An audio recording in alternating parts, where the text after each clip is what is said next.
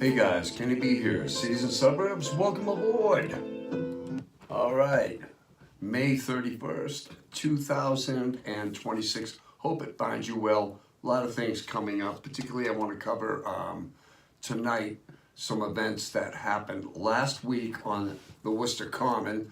And later I'm going to be putting out a video on America and its 250th anniversary. And what does that mean besides everybody in Massachusetts going out and buying the blue plates? All right? I'm not buying the blue plate, okay? I don't need that. But anyway, if it makes your car look good, I'm fine with that. But the stabbing on the Worcester Common, May 22nd, a male individual stabbing a female individual, and they are in stable condition right now.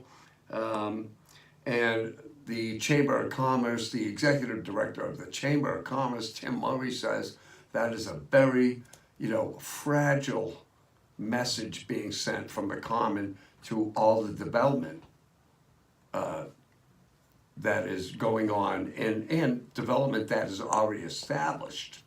Okay, you have hotels, you have coffee shops, and now we're talking about a stabbing on the Worcester Common. Now, all the news in Boston covered it, and it was just like, oh my, but why is Worcester being paid this much attention? Well, because we keep drawing people in, and when you keep drawing people in, we are going to have, any municipality will have anything that's maybe not so good that follows. Because wherever there's money being spent and development and things like that, and particularly in this day and age with jobs that don't exist anymore for people, and maybe it's lack of opportunity, but there are a lot of people, that are in Worcester in this case, and throughout the country and other cities, that aren't necessarily from Worcester, but see it as an opportunity to meet their needs, whether it's drugs, whether it's whatever it is, and necessarily we don't know the individual that, was the perp on Worcester Common. Were they homeless? Were they, was it drug related? I mean, that's the problem. You can assign so many definitions and explanations to what happens, on what did happen and why it happened. To me, it seems like, two individuals who got out of his hand that had history for whatever, and the other one individual chose to take a violent side to end the argument, if you will, but it did not end, and now he is a wanted man, which he should be. Does that define the Worcester Common? Okay, does that define the Worcester Common? That is the problem, and that is what Tim Murray, executive director, of the Worcester Chamber of Commerce. Now, he used to be mayor, and I get how he can, chime in a little bit more than, some other folks. But, is it fragile? Maybe it is fragile downtown. Is it fragile? I mean, do you guys think it's fragile? We're almost there, then we're not there. But there's some good things that go on the Worcester Common, particularly coming up this summer. And you can Google this, and I could share a link for you. I say that a lot, but I really don't share a link because I want you guys to do the thing is do the walking. All right. It looks like we're gonna have out to lunch. We're gonna have food trucks taking place weekly on the Common, featuring always have live music, right? We're gonna have World Cup watch parties. Roller skating is gonna be a new summer roller skating season and rink destination on the Worcester Common Oval. That's great. Goals Beyond the Game, a street soccer festival, an art exhibition at a nearby JMAC. Sheen McDonough, Arts Center, celebrating Africa's journey in world football. Now, movies on the Common, Polar Park baseball, incorporating some of those things. So there's a lot of positive things. So one altercation and one incident, and I don't want to diminish any incident. When anybody picks up a blunt instrument, a sharp instrument, and does harm to someone else, yeah, of course. But I will say, when Eric Bautista got thrown under the bus for saying, that Worcester is a fairly safe city compared to other people, I will agree with him, okay? Only in that, let me share something with you guys. And I do bring this up from time to time. But heyjackass.com, Chicago. All right, Chicago. Yes, there's some nice places in Chicago, just like there are in Worcester. Chicago is a very unsafe city. And that's the thing, too. Let me roll it back. Even before all the Fuel America and the AC Hotel, and it was the Worcester Center Galleria.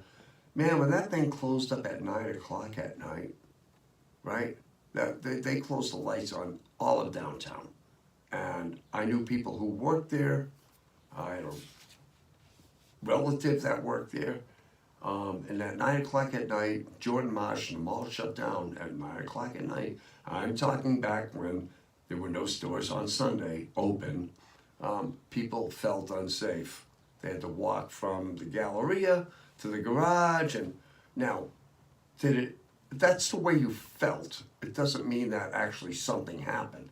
This stuff is what happens. All right, so last week in Chicago, 5:24 to 5:30. Wow. Shot and killed 4 people. Wow. Okay. Shot and wounded 51. Total shot 55. Total homicide 6 in a friggin' week. Year to date, shot and killed in Chicago. Looks like it's up +9. 150. I thought it would be more because, we're almost into the 6 months into the fiscal. Totally shot, 699. Total homicides, 173.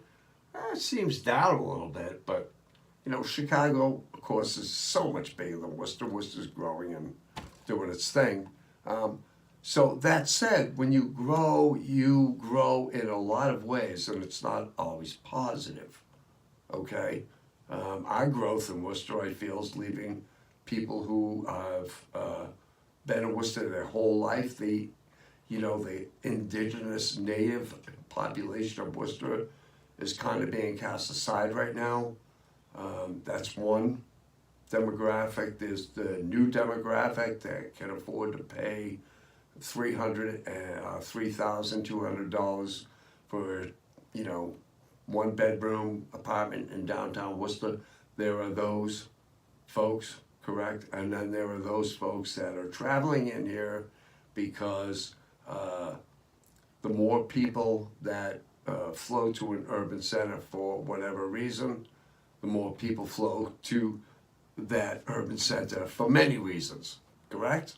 So a lot of Worcester's homeless population, there's a homeless population that resides there. We're not saying that Worcester generated those folks that are homeless, but what I would say is I would really like us to kind of create some kind of balance between economic development downtown, and it will be said that, I did pull this off of wallethub.com, and you guys, Wallet Hub, I'm sorry, and statistical reality, studies from institutions like the Brookings Institution, that citywide crime does not reflect downtown safety. In many major cities, central neighborhoods account for only a tiny fraction of the, and then there's the empty street effect, all right? Many downtowns function purely as business districts. I think this is where Worcester is, leading to a stark drop in foot traffic at night. Now, that altercation incident in Worcester on the 22nd of May was during the day. I think it was like a Tuesday. That's what makes it kind of weird. And that's what makes it kind of like slow news cycle, guys. You have to report Worcester as like being, oh God, I want to move there, but, you know. But it's a drop in foot traffic at night. The lack, and I learned this a long time ago, the lack of eyes on the street often makes empty blocks feel more intimidating, you know, even if crime rates are low. I'm going to leave it with that, guys. And, all right, Johnny, take us out. I'll see you next time on City Suburbs. Like and subscribe. Please comment and like the link below. Thanks, guys.